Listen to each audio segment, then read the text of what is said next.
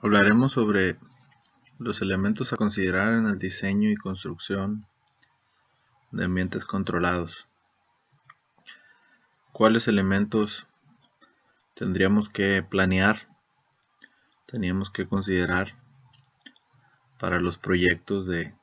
ambientes controlados o agricultura protegida? Históricamente, la producción comercial de hortalizas en los invernaderos se ha dirigido a las zonas frías, que fue donde nacieron este tipo de tecnologías de ambientes protegidos para poder producir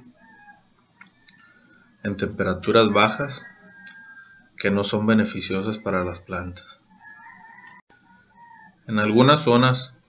la mayoría de los invernaderos se encuentran cerca de sus mercados finales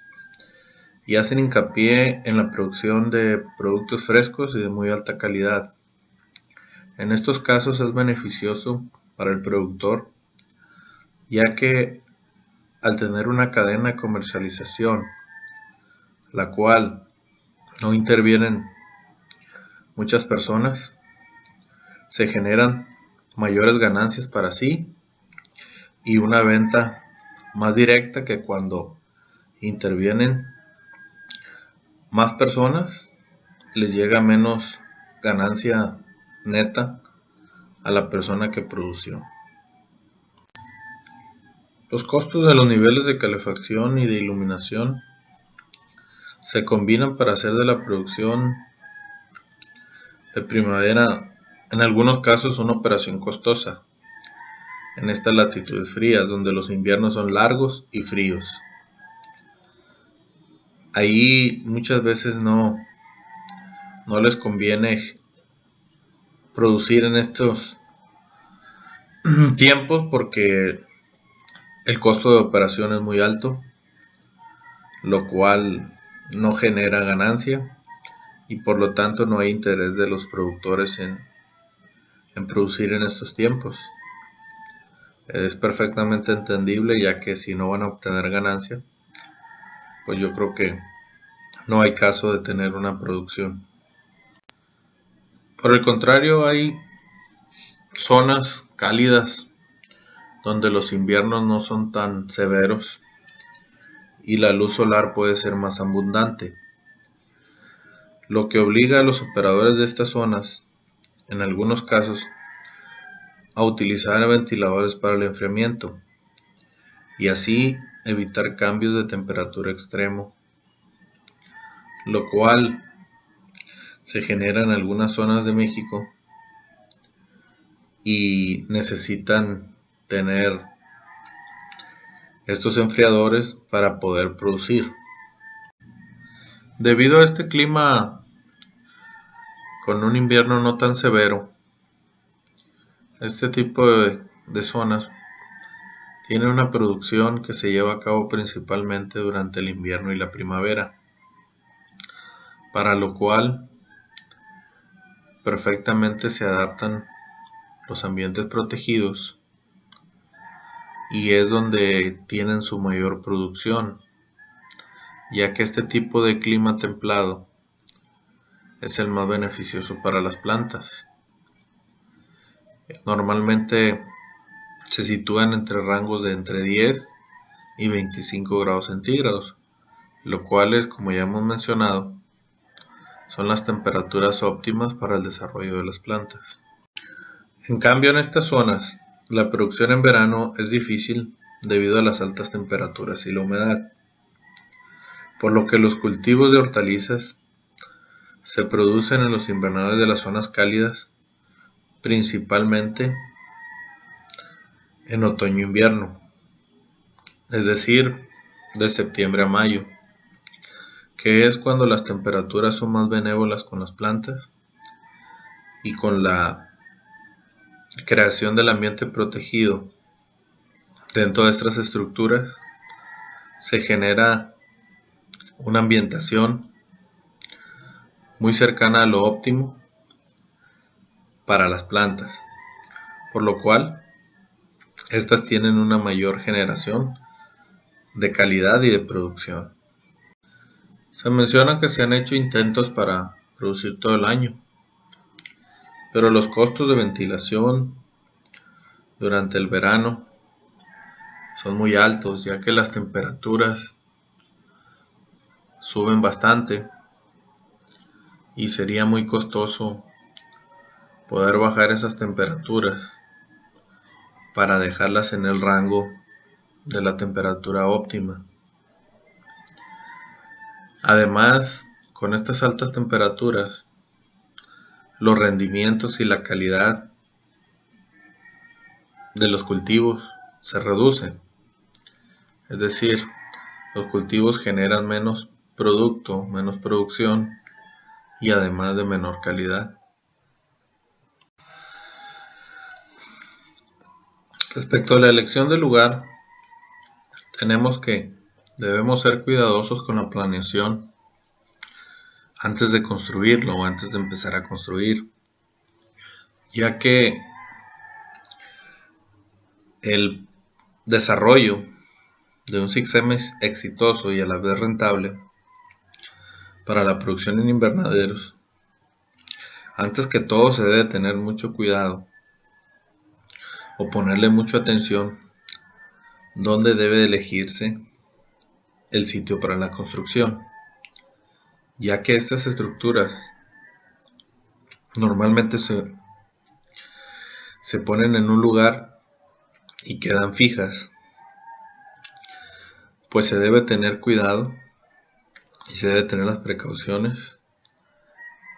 dónde ponerlas para después no tener que andar moviéndolas o cambiándolas de lugar. Obviamente se deben de evaluar diferentes sitios, los cuales se debe evaluar sus diferentes variables, sus ventajas y desventajas entre sí, para poder llevar a cabo el proyecto. Se debe hacer una evaluación general de cada lugar posible y tratar de evaluar cuál sería el lugar más ideal para realizar el proyecto de ambiente protegido.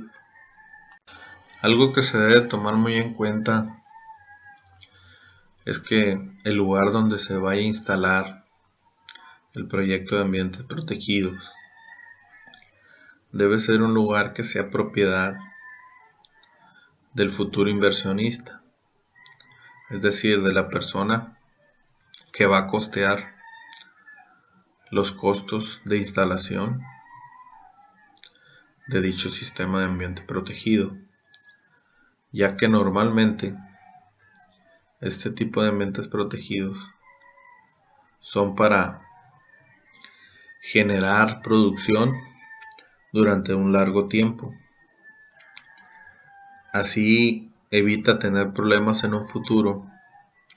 y andar que tener que desarmar dicho invernadero o casa sombra o cualquier ambiente protegido y tener que moverlo a otro lugar ya teniendo las instalaciones hechas en un primer lugar, lo cual generaría un costo extra y problemas de logística. Otro aspecto que se debe tomar en cuenta es si el sitio cumple con la normatividad local y tiene acceso a los servicios necesarios. Obviamente los servicios necesarios van a depender de las necesidades del proyecto, de su tamaño, de su tipo, de su cultivo y de su zona geográfica donde se va a desarrollar. El lugar propuesto debe de cumplir con los requisitos locales de zonificación y de operación del invernadero. Además debe estar dentro de los códigos o normas, normalmente dentro de las normas oficiales mexicanas, en nuestro caso, para la construcción de invernaderos.